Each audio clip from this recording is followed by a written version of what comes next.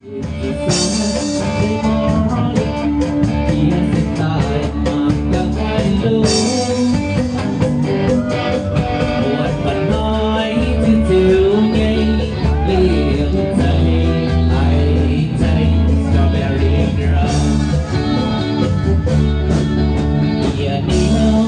nhây chia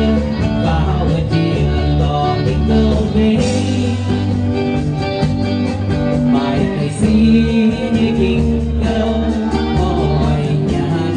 ai thấy strawberry girl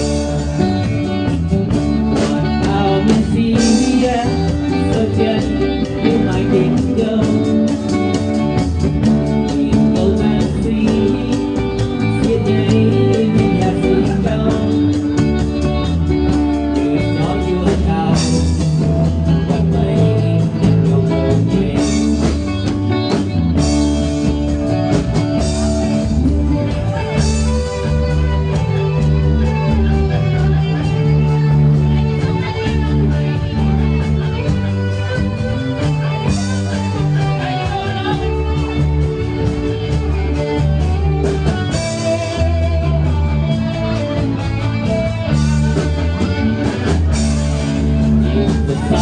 Sunday morning,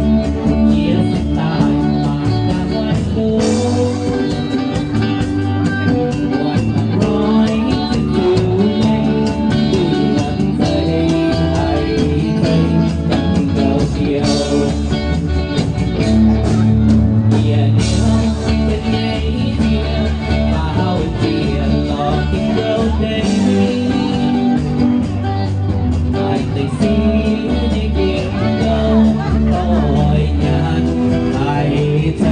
strawberry girl one out and see so chân you my king girl tan si xiết nhây trên nhà xì căng như chó vua cao quanh mây nhằm đồ đầu nhẹ đó là tiếng ngọc